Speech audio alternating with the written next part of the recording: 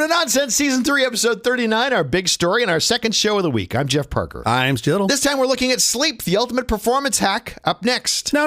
The ultimate performance hack is that one I get for 87 cents a pill from Friday Night Plans. That's what I was told. Are you a sound sleeper? Are you have any sleep problems, or are you good? Yes, I have 2 sleep problems. They're called children. But other than that, pre-children, did you have any trouble ever going to sleep? I could sleep through the USC marching band coming through my bedroom. Yeah? I would sleep through everything, and I would fall asleep about somewhere between 1 to 5 seconds after my head hit the pillow. Well, then you were probably sleep deprived. That's probably too fast. I was 100% sleep deprived. There's no doubt. I used to sleep 4.5, 5 hours a night. Wow. But the point is, I would sleep well, and I felt well rested. Yeah. As soon as we had kids, I will wake up hearing the latch on one of my son's doors open. Sure. And I'm like, what's going on? And I'm not awake like groggy. I am awake and alert, which means I was never sleeping to begin with. Yeah. So yeah, that has been my biggest problem with sleep, I think, has been my children. That will continue well beyond when your child is 19 years old. I can attest to the fact that you're not going to sleep any better. That's not going to get better. As I hear a V8 at 8,000 RPM go screaming up the canyon, I'm like, oh, there's my kid. There he goes. Exactly. Yeah. Exactly. Mm-hmm. Do you have any sleep tricks, like staying out of your bedroom until you're actually heading towards sleep, or waking up at the same time every day, or a cutoff time for caffeine, or a cutoff time for alcohol? At my age, I have a cutoff time now for water.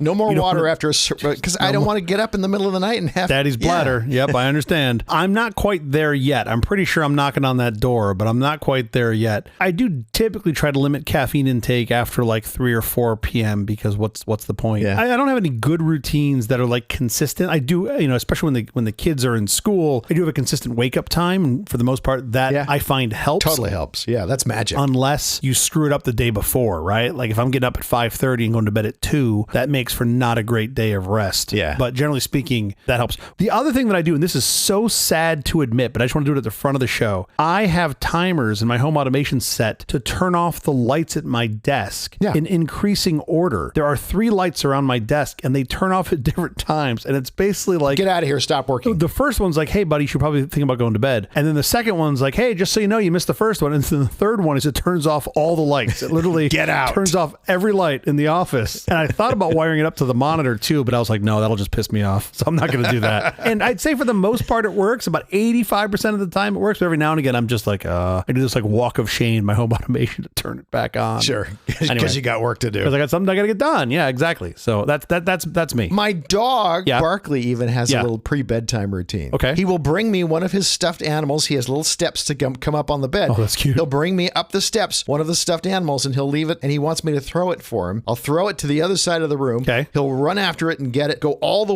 long way around the room and back to the bed. He'll climb up the steps with the stuffed animal and climb into bed, and then he's ready to go to sleep. Just like one last throw. But he has to do that every night. Oh, that's really funny. Yeah. If I go to bed for some reason, if I'm out, someplace and I don't get home and I get home at 1 o'clock in the morning, you're still doing it. He still has to do that's funny. the same routine. And by the way, if I'm at home, he will go to bed almost without fail at 9 p.m. no matter what is happening. Sure. He will look up, he'll look at me like, dude, it is 9 p.m. Nothing good on TV. I don't know what you're thinking. Going to sleep. I'm going upstairs. Yeah. So he'll go upstairs, he'll climb in bed, and he'll go to sleep. That's crazy. When I come to bed, he wants to do the toy routine. Sure. That makes sense. Because you can't go to sleep until you've done the toy thing. I'll say Barkley is nothing if not consistent. He is nothing if not consistent. Yeah. Okay, your brain on sleep, the latest science. Let's go. Hold on. Let me take a quick nap.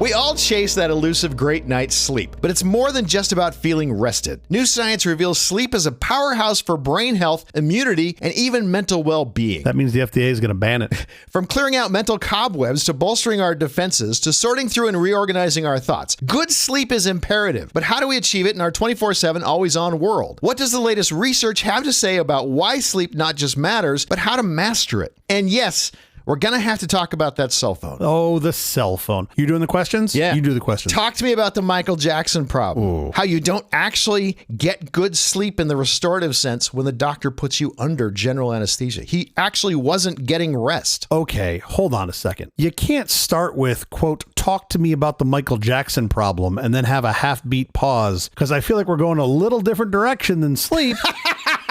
So kind of, you know, I mean, I appreciate that you scoped your question in a little more, Sure. but when you say talked about the Michael Jackson problem, especially in today's That's climate, not the problem that's coming to mind, I feel like there's an island we have to talk about somewhere now. Is it the Caribbean? Okay, good. Thank you for scoping that. You saved me a bunch of time and embarrassment. He needed sleep. He desperately needed sleep. And the thing he was doing was actually preventing him from getting rest. So the more he would do it, the more he was getting exhausted. I don't know a lot about Michael Jackson. The Michael Jackson stories, obviously, a bunch of the rumors. But you understand propofol. This idea of using propofol, which will just knock you right out and is very easy to go, oh, well, if I'm out, I must be sleeping, right? I'm not awake. Yeah. Therefore sleeping. It's like, but you're not. Not even close. Because your normal sleep, you're not even close. Yeah. Your normal sleep, the kind that you actually want and that you get hopefully every night, has these different states. You have light sleep, you've got deep sleep, you've got REM sleep, which stands for rapid eye movement. But typically these anesthesias skip all that. You're not going through your phases, you just get parked. Yeah. And it's like you're just done. Sitting there idling in neutral, not going through the restorative rhythms of sleep. And that's why when you wake up from anesthesia, you feel groggy. You feel sleepy. Right? You don't wake up from anesthesia. Yeah, exactly. You don't wake up from anesthesia feeling like you're going to go take on the world. And without that, well, I'm sure we'll get into this more as we're talking about this, but that REM sleep, that's when you get your memory consolidation, right? It's when your brain decides what memories to keep and what to flush. Yeah. Which in my case is just all flush now, but it used to be keep.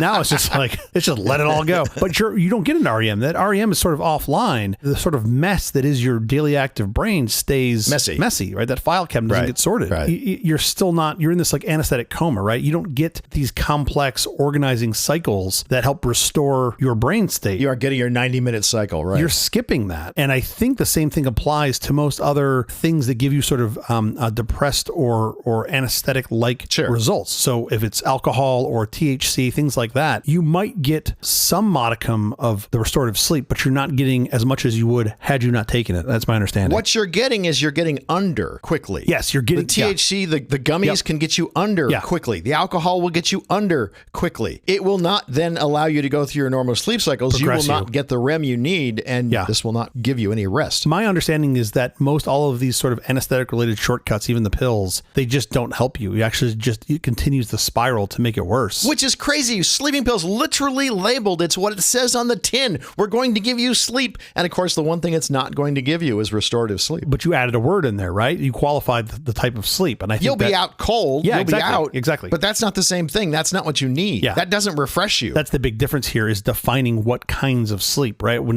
you and I are talking about sleep in this segment, we're talking about the restorative sleep that you need to keep your brain wired and stay healthy and have cognition. The sleep that they're using in these other cases are just like, you're not awake. Yeah. And you're not awake is not the same as restorative sleep. Sleep that is not restorative sleep just is not sleep. It's not sleep. You can be in a coma. Let's just call it a coma. Sure. When you are I agree. not actually sleeping, but you are under. Or you can just call it not awake. You can just call it the whole state of not awake does not equal sleep. I appreciate that. I had trouble sleeping when my father passed away. Yeah. I normally don't have any trouble sleeping. I can sleep like a rock. Yeah. And it takes me 5 or 10 minutes to fall asleep. Whatever. It doesn't take a long time. Yeah. I got to do the dog thing.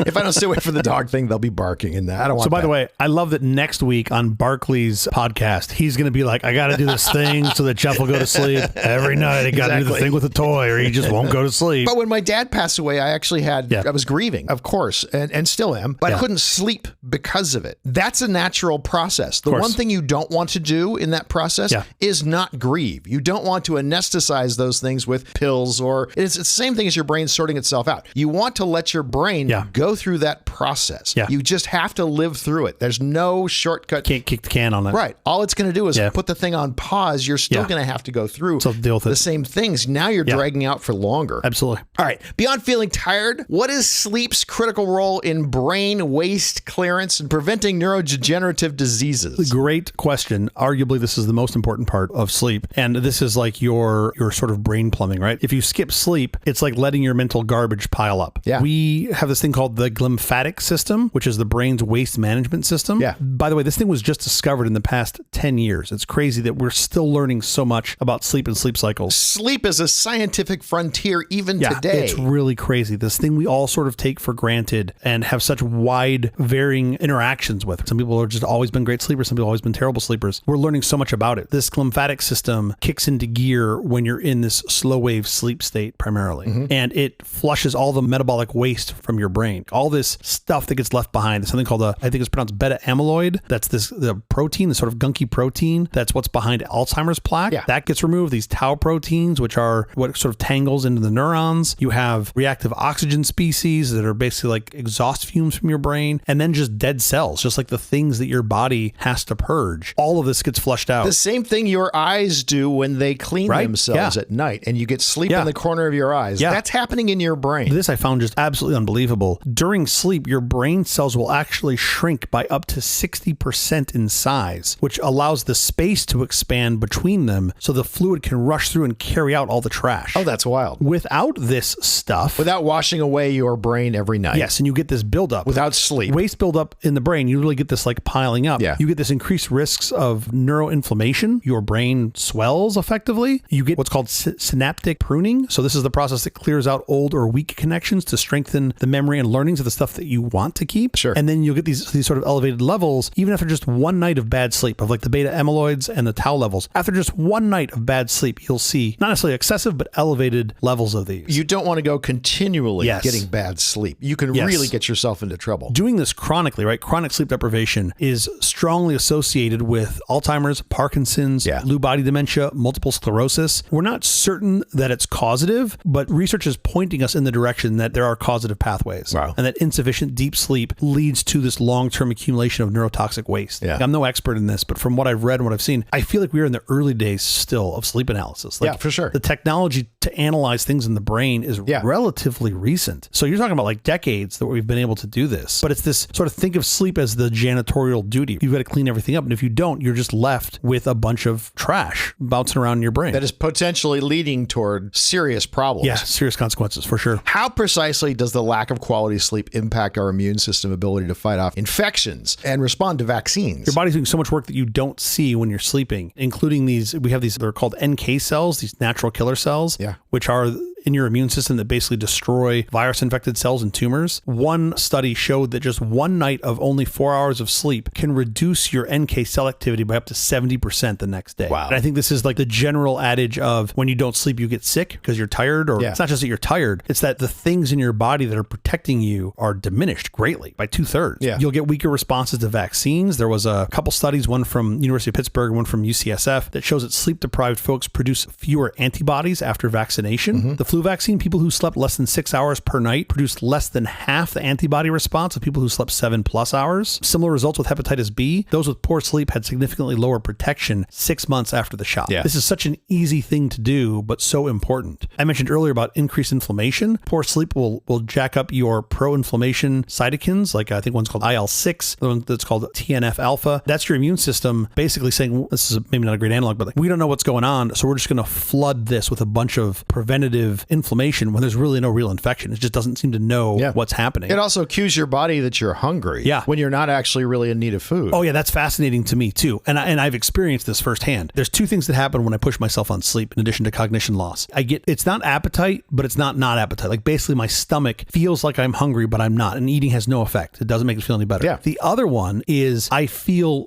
dirty. Like I feel like I need a shower. Like I feel greasy. Yeah. And I'll go take a shower and dry off and get out and feel doesn't help. Exactly the same. Sure. And I've always assumed, I don't really know, but I've always assumed it's just your body being like, hey, go to bed. Yeah. What else do you want me to do? Like the next step is I'm going to make you feel like you're on fire. Like I feel like that's what the progression, where it's like you just need to go to sleep. If turning off the lights in your office one at a time isn't working, let's make you feel greasy. And then you can wash, and you won't have washed inside, so you're still going to feel greasy. The joke is on my body, because what my body doesn't know is I'm half Italian, so I'm normally greasy. Like I'm normally in a state of grease. So you're comfortable that way. So even when it makes me feel greasy, I feel like I'm going back home. It's great. And then the other thing, this is sort of nuts. We talked about this when we talked about vaccines a little while ago, that you have this memory in your immune system. That memory is specifically remembering pathogens and how to attack them. When you have poor sleep, you don't get good encoding of these immunological faces, if you will. You might not develop long-term immunity even after a minor infection or exposure if you're low on sleep. Wow. All of this comes from just doing the thing that we're all programmed to do naturally, which is sleep a decent amount of time. New research links excessive sleep to cognitive decline, particularly in those with depressive symptoms. What mechanisms are behind this, and how do we define what's excessive sleep? Isn't this a great example of you're damned if you do and you're damned if you don't? It's like you sleep too little, you're going to die. You sleep too long, you're going to die. You drink too much water, you drown. You don't drink enough water, you dehydrate. Come on, what's the answer? Happy medium is the answer. We currently define excessive sleep for adults is sort of anything past 9 hours. We think the sweet spot of sleep for adults is between 7 to 9 hours typically. Consistently sleeping more than 9 hours. And to be clear, this is consistently is the key word here. Not like you're super tired because you had a couple long days or you went on vacation or flight like that. That's not this. We're talking about consistently sleeping for more than 9 hours, especially if you have reports of like daytime fatigue, low energy, mental fog. We categorize this now as excessive sleep. If it's like what they call depressive hypersomnia, so that's people with depression that sleep for 9 to 11 hours, it's typically low quality fragmented sleep. You're getting less of that slow wave sleep. You typically have disturbed REM regulation and elevated nocturnal cortisol. You think, oh, I'm getting more of a good thing. You're actually getting less of a good thing by being there longer. And it's just more time in bed, quote, sleeping, but not getting the benefits of what we normally get in that sleep. Same neuroinflammation sort of increase that you saw with less sleep, you get with more sleep or with excessive sleep. That lymphatic system will actually become sort of sluggish because you have more time in light sleep or disordered sleep. It means that system is underperforming. Like it's not giving it its opportunity to do its job when you're in that full sleep. The absolute wrecking of your circadian rhythm. So if you're not getting that clock, especially the solar-based clock, then you're going to get that mood dysregulation, metabolic disruption, the brain fog I like to describe as like you're trying to think through pudding. It just doesn't work. You can't rub two thoughts together. They say the cognitive impairment is similar to being drunk. Yeah. This, of course, like most things, especially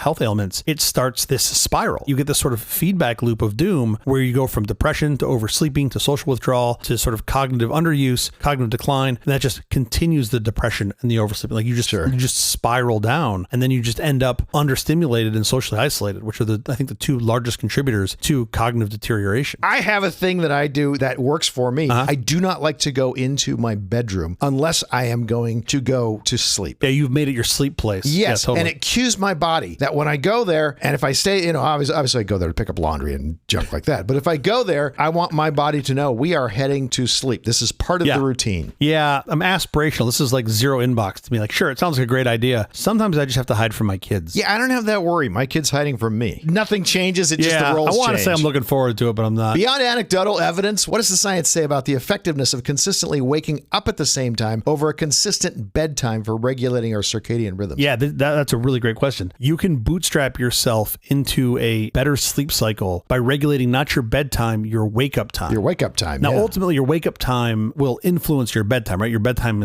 can be a function of your wake-up time. But being more consistent on your wake-up time is easier for you to control and ultimately gives you better results. You get into this circadian rhythm from the light, so your internal clock reset by that morning light exposure, and waking up consistently ensures that those predictable light cues, which are the number one regulators of circadian rhythm, are staying consistent. If you miss that anchor point, then the whole thing gets sort of out of sync. There was a study a couple of years ago, I think it was 2021, that found consistent wake-up times correlated more strongly with improved sleep efficiency and mood than consistent bedtime. For sure. And I'd also argue, for most everybody, it's the easier one to control. I can't force myself to go to sleep, but I can force myself to get up. Yeah. The other thing that is fascinating to me is that it's called homeostatic sleep pressure. So this is that feeling of drowsiness. It's very hard for you to control this, right? You can't just decide to be sleepy at 10 p.m. Sure. So that sleep pressure sort of changes throughout the day. If you wake up late, you're going to have less pressure, so you're going to be more wide awake at some time. By being consistent on your wake-up time, you're going to get that higher sleep quality, even if your bedtime fluctuates. And I found some parallels to that because I'd say that since any of my adulthood, I've had the most consistent wake-up time when I've had kids that were in school because they can't get themselves to school. So you have to be up. You have no choice when you wake up. And I find that typically those days, assuming I don't screw up the night before and stay up way too late, those days I have a more consistent experience. So that seems, I've got at least a little anecdotal evidence that seems to support this. For me, even weekends, if I keep my weekend wake-up time the same as my weekday wake-up time, I'm in much better shape because I don't have this social drowsiness of having stayed up way too late during the weekend. They've shown that even a 90-minute weekend sleep in, which I think is sort of that typical weekend, like, hey, I can afford 90 minutes and it's time to sleep in. It has been related to spikes in not just social jet lag, but like increased inflammation, obesity, and even depressive symptoms. Just by sleeping in. The thing that you think you're doing to make it better for you can increase these other conditions. And you're just like, oh man, use your wake-up time as your anchor point and then sort of figure out your bedtime based on your day's sleep needs and in related to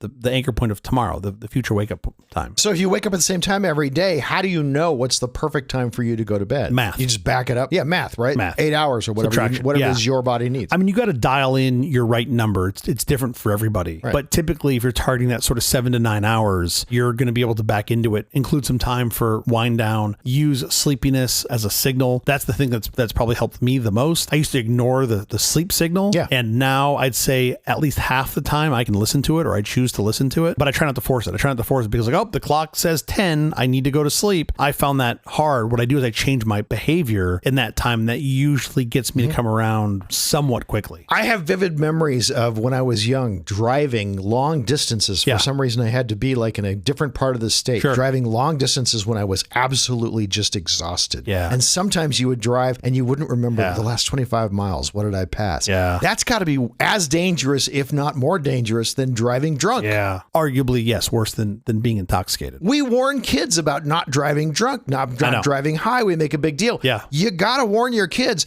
not when you're sleepy. Yeah. Do not drive when you're sleepy. It's the same thing. Your brain's not functioning. Yeah. What do you do personally when you can't fall asleep? If you just can't get under and you're trying to go to sleep, you've gone to bed, but it's just not happening. Laying there staring at the ceiling is usually not my best solution. Yeah. So I'll get up, I'll change rooms, I'll try to do something calm and boring. I will read. So I will read a book. I will read my Kindle. Definitely no screens, no doom scrolling, nothing that is backlit. Shining a bright light in your eyes is probably not your best strategy laser at your for making retina. yourself probably not your best strategy for making yourself want to go to sleep. Again, take this all with a grain of salt. I'd say on a given month, there are probably 5 to 10 times that I get in bed and if my wife's not already asleep, I'll be like, wow, I am just not tired at all. I don't know how I'm going to fall out. And she just laughs at me. She's like, literally last night you said you weren't tired and you were asleep within 15 seconds. Right. The point is I'm a terrible predictor of it. Now I do this other thing. This is not necessarily to help sleep, but it's this other little hack that I do. If I have a specific problem or challenge, like a relatively, let's say, easy to medium one, I will think about it as I'm winding down to go to sleep. And what I have found, it's like I wake up not necessarily with the answer, but with progress towards the answer. It's really fascinating. It's like I'm using offline cycles. The quantity of puzzles I have solved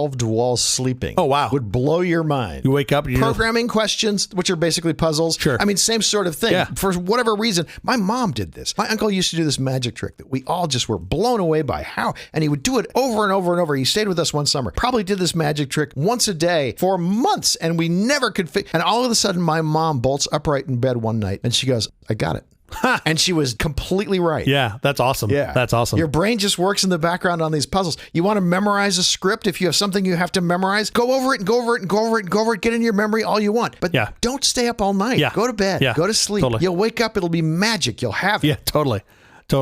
Anyway, those are the big things that I've seen that have either worked or that I found interesting. All right, we have to get out of here, but quickly before we do, have you seen or read anything good this last week? Of course, but this is probably going to be my softest recommendation yet, but I think it's one of the coolest things I've seen in the last week or certainly in a while. There's this guy, Myerscough-Harris. Okay. He has an Instagram page called Expired Film Club. Oh, I like that. Yeah, his tagline is looking at the world through a vintage lens. Sure. And this past week, he posted pictures he took from the Goodwood Festival of Speed, and he took them on a Game Boy camera from 1990. Oh, wow. I haven't thought about in 25 years. Like I remember they made this thing. I just hadn't thought about it. Yeah. It's a camera that goes into the game cartridge of a Game Boy. Yeah. And it's got the sensor is 128 by 128 pixels, right? It's a CMOS sensor. Sure. And it can store 128 by 112 grayscale digital image using the 4 color palette of the Game Boy system. So super ratty. And of course, by today's standards, it looks terrible, but it's so fun to look at, especially coming off of our digital camera advert from like 1996 earlier in the week. Sure. It's so much fun. So if you are a tech nerd, as most of our listeners are, I do strongly encourage you to take just 15 seconds and click on the link in the show to Miles' Instagram page. It's really fantastic to see like modern images, like these modern race cars through the lens of a 4-color grayscale sensor from like 30 years ago. It's awesome. That's awesome. I used to go to Sammy's and I would pick up the Holga cameras or the Diane cameras, which like these Russian cheaply made with light leaks and everything else. Totally. Because you get such interesting, mostly you get garbage. Sure. Most of the stuff you use is absolute garbage. But occasionally you get something that's like really cool that you would have never been able to get any other way. It's such an interesting way to look through. I really love the view of modern day through this fairly ancient tech. I mean, this was like the very early days of digital sensors. Sure. How about you? What are you recommending for us? I'm recommending 1976's Taxi Driver, of course. Robert De Niro plays Travis Bickle, a Vietnam veteran, adrift in the sleepless, decaying concrete jungle of 1970s New York. Haunted by chronic insomnia, his nights behind behind the wheel of a taxi become a slow, chilling descent into madness. He's an observer disgusted by the filth he sees, fueled by his inability to find peace or rest. Scorsese's masterpiece is a raw, unnerving psychological plunge where sleep deprivation amplifies a burning desire to clean up a world that refuses to conform. Decades later, the fine line between vigilante justice and madness continues to be relevant. So good. In fact, a classic. Taxi Driver, rented on Amazon Prime now. So this is so typical nonsense, right? I plug a 30-year-old digital camera accessory for a Game Boy that is by all measures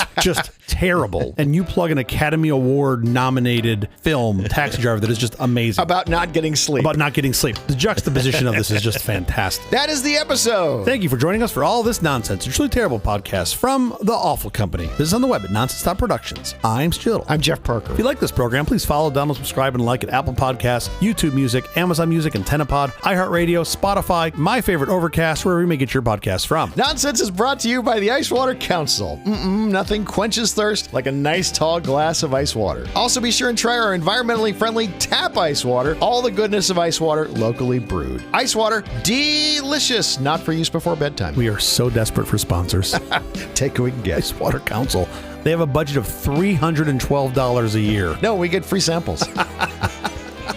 Okay. All right. You know what? It's a good deal. It's a good deal. Now that I think it through, it's a really good deal. It's a great deal. We'll be here every Tuesday and Thursday mornings for more nonsense. Please join us.